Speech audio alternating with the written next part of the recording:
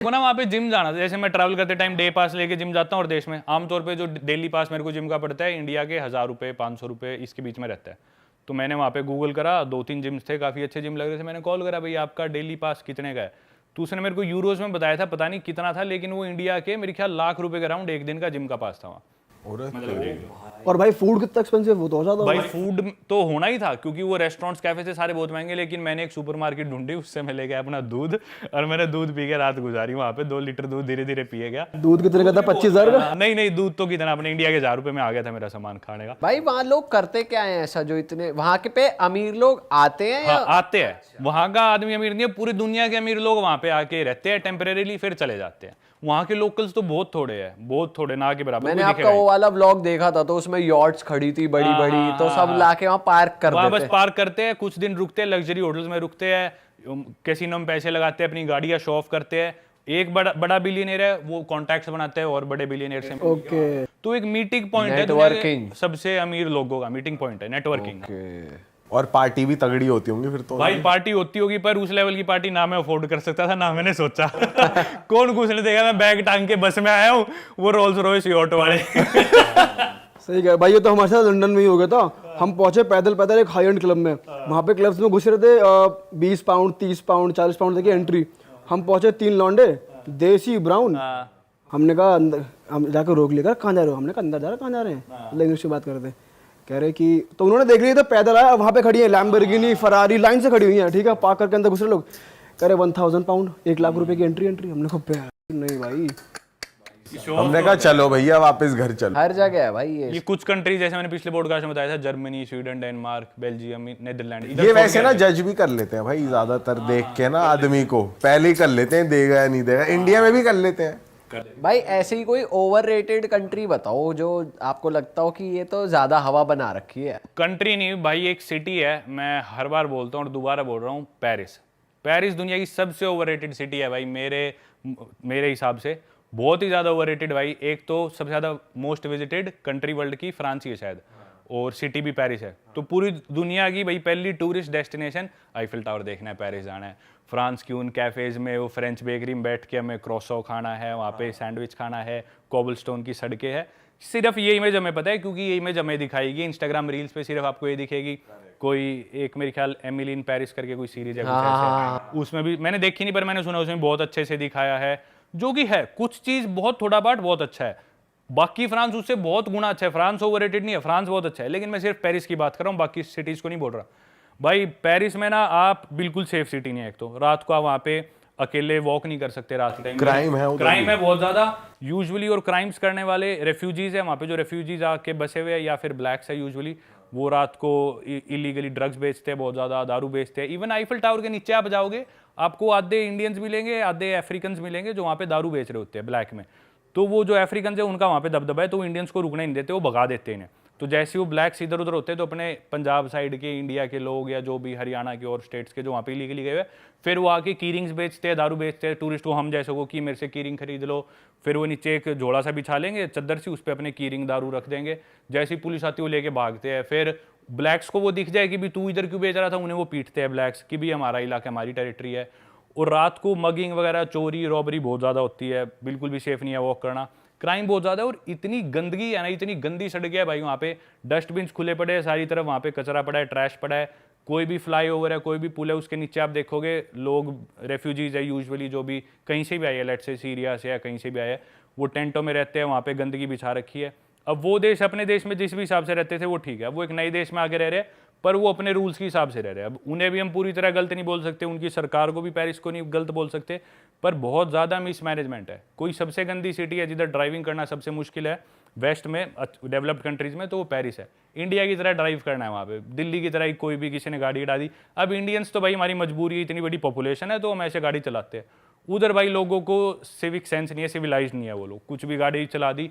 Main चीज़ भाई, अब जैसे आप लैटिन अमेरिका में हो या आप स्पेनिश बोलने की ट्राई करो, आप गलत स्पेनिश बोलोगे तो वो आदमी खुश होएगा, भाई मेरी भाषा बोलने की कोशिश कर रहा है, वो आपको करेक्ट करेगा और आपकी बात खुद कंप्लीट कर देगा और आपकी मदद करेगा।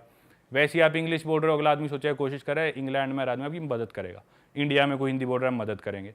फ्रांस में अगर आप फ्रेंच बोल रहे हो और आपकी फ्रेंच, पहली बात तो इंग्लिश बोलोगे तो चिढ़ जाएंगे, बोलेंगे फ्रेंच बोलो, हम इंग्लिश नहीं बोलेंगे।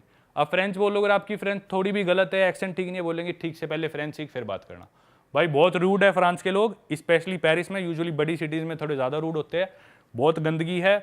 और मैं यूँ नहीं कह रहा दुनिया की सबसे गंदगी वाली सिटी है, पर जितना अच्छा उसे पोर्ट्रे किया जा रहा है उतनी नहीं है। जो गैप है ना गंदगी में और अच्छाई में, वो बहुत ही बड़ा है, इसलिए सबसे ज़्यादा ओवररेटेड सिटी वर्ल्ड की पेरिस है। और मैं नहीं, जो भी ऐसे लोग हैं जिन्होंने पूरी दुनिया घूमी है, बहुत सारे लोग इस बात से एग्री करते हैं और मानते हैं पेरिस दुनिया की सबसे ओवररेटेड सिटी है। मुझे लग रहा है उन्होंने सिर्फ वो आईफिल टावर वाला जो एरिया वो क्लीन करके रखा हुआ है बस। वो भी नहीं है। आईफिल टावर के आप थोड़ी सी दूर जाओ आसपास, ठीक है, आप फोटोज खींचोगे, उधर आपको कुछ नहीं दिखेगा। थोड़ा सा चल के आप दूर जाओगे, वही गंदगी शुरू, इलीगल इमिग्रेंट्स है, आपके साथ कोई गाली दे के बात कर सकता है। इतना महंगा भाई, इतना महंगा। आप कोई टैक्सी लो और आपके थोड़ी सी दूर भी जाना हो, 40-50 यूरो आपका टैक्सी का खर्चा आना है। मतलब आपके 4-5 हज़ार तो टैक्सी के लगने हैं, 3-4 हज़ार कहीं भी जाने के। और बहुत महंगा, अफोर्ड नहीं कर सकते आप पेरिस में एज ए टूरिस्ट भी। और कॉस्ट ऑफ लिविंग अगर आप वहाँ पे जॉब करो रहो तो बहुत ही महंगा है। एज ए टूरिस्ट भी हर चीज़ बहुत महंगी पड़ती है भाई। मैंने तो ये भी सुना है कि जो अपन यूथोपिया वाले स्कैम्स की बात कर रहे थे, आईफिल टावर के पास भी लड़कियां आती है बात करने और वो वॉलेट वगैरह निकाल लेती हैं और आपका पासपोर्ट आपको डस्टबिन में फेंका मिल जाता है, वॉलेट मिल जाता है, लेकिन कैश गायब होता है। तो कैश मगिंग भी बहुत ज्यादा होती है उधर। ये स्कैम मैंने और जगह सुना है, पर हाँ पेरिस में भी डेफिनेटली होता है, हर जगह होता है ये वाला स्कैम। भाई आईफिल टावर के एरिया में काफी पीडी भी चलती रहती है, लोग ओपन में ही लगे रहते हैं, पब्लिक डिस्प्ले ऑफ अफेक्शन, मतलब चुम्मा चाटी ओपन ये में। तो सारे ही है, यूरोप में, अमेरिका में, हर जगह ही है हर जगह ही है। पर जिस चीज पे मैं ज्यादा क्रिटिसाइज करता हूँ ना, कि भी सिर्फ वो चकाचौंध जो दिखाई जाती है ना, वैसा नहीं है पेरिस पूरा। वो सिर्फ वो छोटा सा पार्ट है।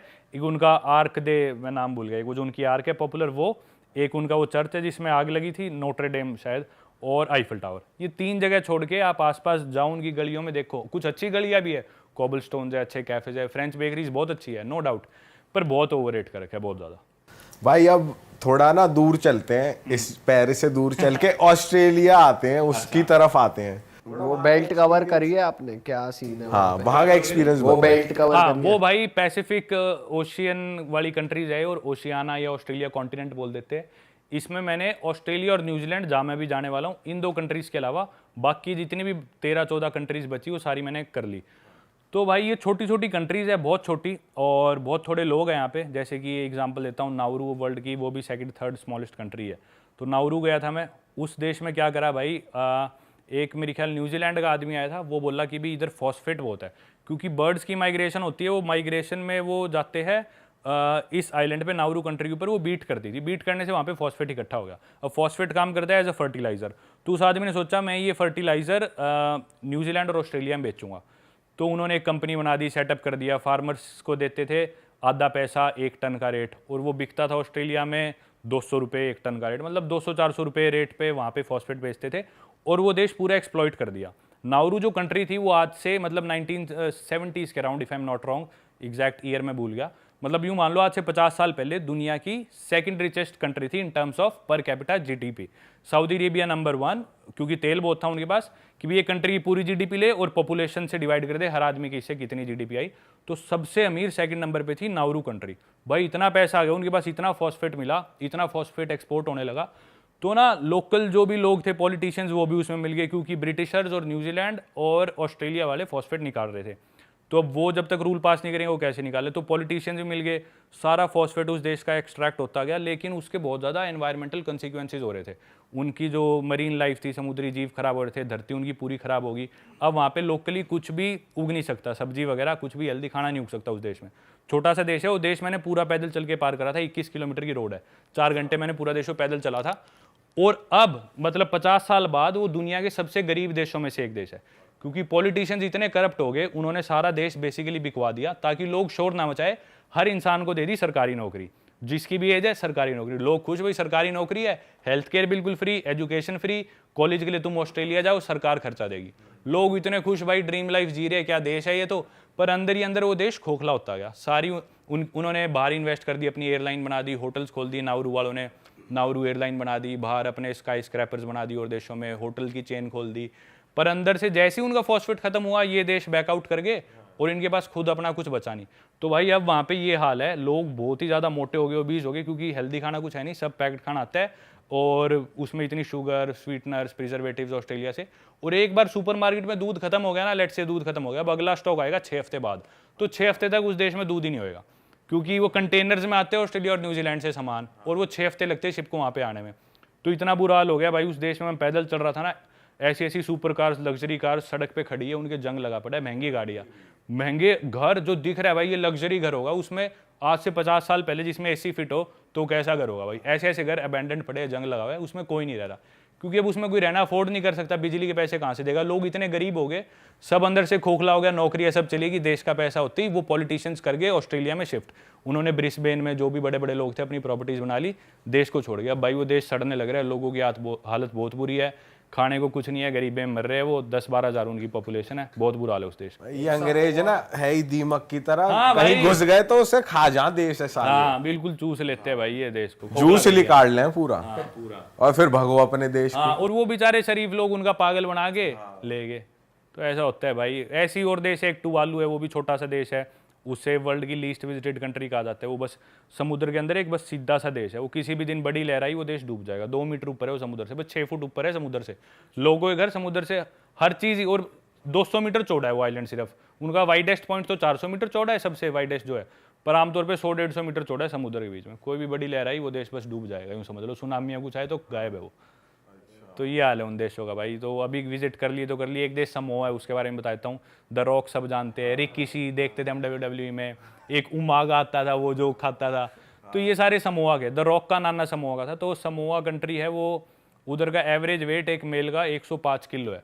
तो हर आदमी भाई, मतलब मैं एक आम इंडियन से साइज में बड़ा हूँ, पर जब मैं उस देश में लैंड हुए, प्लेन में लैंड हुआ ना, मेरे को यूँ फील होता है मैं एक टूथपिक हूँ भाई। मैं यूं बैठा हुआ था, इतने इतने चौड़े लोग भाई, इतने बड़े अलमारी जैसे लोग, सारे लंबे बहुत लंबे, 6-6.5 फुट उनकी हाइट, और 105 किलो तो एवरेज वेट है। तो 200-250 किलो तक के भी लोग आराम से दिखते थे, कोई वो बात नहीं थी भाई। बहुत बड़े लोग हैं वो साइज में। तो अभी उनकी वीडियोस बनाई थी, अभी चैनल पे आई नहीं, पर अच्छा एक्सपीरियंस था। बहुत ही अनएक्सप्लोर्ड कंट्री, इधर कोई जाता नहीं, तो काफ़ी अलग एक्सपीरियंस था भाई। सीरिया आप अभी जो आईसिस के बाद गए थे आप? हाँ भाई, 2011 में वहाँ पे सिविल वॉर शुरू हुआ। आईसिस तो एक संगठन है, बहुत सारे संगठन है जो वहाँ पे सिविल वॉर चला हुआ है, पावर में आना चाह रहे हैं। तो मेरे ख्याल कई संगठन है, आईसिस तो उनमें से एक है। तो कोई इलाके आईसिस कंट्रोल कर रहा है, कोई सीरियन गवर्नमेंट, कोई कर्दिश फोर्सेज, अलग अलग फोर्सेज है। तो भाई हाँ, तभी गया था, सारी चीज़ें बहुत। तो वहाँ पे तो भाई हमने मूवीज में ही देखा है, किसी भी टाइम फायरिंग हो रही है, किसी भी टाइम बिल्डिंग टूटी हुई है। आप जिस एरिया में गए थे वो भी रिस्क वाला? कोई साबित बिल्डिंग दिखती ही नहीं थी, कोई ऐसी बिल्डिंग है ही नहीं जो मतलब नॉर्मल हो। हर बिल्डिंग में किसी के दरवाजे गायब है, किसी की खिड़कियां गायब है, किसी में वॉश बेसन गायब है, सब टूटा हुआ। तो आप करने क्या गए थे वहाँ? और आप रुके कहाँ, क्या था? भाई एक होटल में रुका था, वो होटल उन्होंने थोड़ा रीबिल्ड कर रखा था, तो उस होटल में रुका और यही देखने गया था भाई लोग कैसे रह रहे हैं अभी भी भाई। और कोई लोगों की कमाई नहीं है, बिल्कुल इतनी गरीबी में रह रहे हैं। मैंने टैक्सी कराई, टैक्सी का किराया था इंडिया के, बहुत सस्ता देश है भाई, इंडिया के 50-60 रुपये मेरा टैक्सी का किराया बना। और वो मेरे को मेरे होटल तक छोड़ गया है सिटी सेंटर से, और वो दिन में 12 घंटे टैक्सी चला के, और बोला काम मिलता ही नहीं। वो तो आप अंग्रेज तो नहीं हो, आप फॉरनर थे, तो काम मिल गया। बोला मैं टैक्सी खड़ी करती, मैं फौज में भी नौकरी करता हूँ सीरियन सरकार के लिए। बोला 12 घंटे टैक्सी लाता हूँ, 12 घंटे मैं फौज में काम करता हूँ, इसके बीच में मेरे को सोना मिल गया तो मैं सो लेता हूँ 2-3 घंटे, और पूरे दिन में बोला मैं पैसे कमाता हूँ 200 से 250 रुपये एक दिन में। तो साल के 5 से 6 हज़ार रुपये कमाता है, जिसमें खुद की फैमिली, बच्चे, उसको सबको पालना, इकलौता पैसे कमाने वाला आदमी 24 घंटे काम करने के बाद। ये हालात है भाई। पॉपुलेशन बहुत कम हो गई ना इस कंट्री की। पॉपुलेशन तो सारी बाहर जाने लग रही है, देश छोड़ के माइग्रेट करने का। वो भी डोंकी करते हैं ना अपने हाँ देश। वो, पर उनका तो जायज़ है यार, उनका डोंकी करना जायज़ है। वहाँ कंडीशंस है ही नहीं रहने लायक। जो लोग भाई क्या फायदा डर डर के रहना, ऐसी डर के रहना भाई, कुछ नहीं पता। ऐसे ऐसे मैंशंस है भाई, लग्जरी विलाज मैंशंस खाली पड़े हैं, लोग छोड़ के भागे, क्योंकि कभी भी आए गोली मार के मार जाएंगे वो तो। भाई ये जो गैंग्स या ऐसे साले वहाँ करना क्या चाहते हैं, जहाँ लोग ही नहीं बचेंगे, किस पे वो रूल करेंगे? भाई वो एरिया टेरिटरी का कंट्रोल है, वो चाहते हैं टेरिटरी हमारे अंडर आ जाए, इधर इतना तेल है सीरिया के नीचे, वो फ्यूल हमें मिल जाए, और जो लोकेशन है बहुत स्ट्रेटेजिक है, ये लोकेशन हमें मिल जाए, आसपास सारी कंट्रीज में हम डोमिनेट कर सके। तो ये इनका कारण है। वहाँ से अमेरिका भी लगा हुआ है, कुछ ना कुछ अमेरिका भी करता रहता है। तो भाई लोगों की कंडीशन जितनी बुरी होए बावजूद भी, मतलब रोटी उनको यूँ नहीं पता शाम को हमें रोटी मिलेगी या नहीं मिलेगी। जेन्युइनली खुद का नहीं, पूरे परिवार का ही नहीं पता शाम को हम क्या पता भूखा सोना पड़े, क्या पता 10 दिन में हम भूख से ही मर जाए। लोगों को ये हालात है। फिर भी भाई दुकान पे जाके मैं चीज़ें खरीदता, बोलते नहीं हम पैसे नहीं ले सकते, आप हमारे मेहमान हो। भाई वो लोग जब ये चीज़ करते हैं ना, बहुत दिल छुआ भाई उस देश में तो। और मेरी वीडियोज़ में हर एक लड़का, मैं छोटा सा बच्चा था, उसकी दुकान से मैंने संतरा उठाया, मैं बोला संतरे के पैसे बता, बोला माफ़ी हिसाब, मतलब कोई हिसाब नहीं। बोला ये मेरा ज़मीर मुझे इजाज़त नहीं देगा कि मैं अपने मेहमान से एक संतरे के पैसे ले लूँ। अच्छा, इतनी अच्छी बात है भाई। भाई बहुत अच्छे लोग हैं।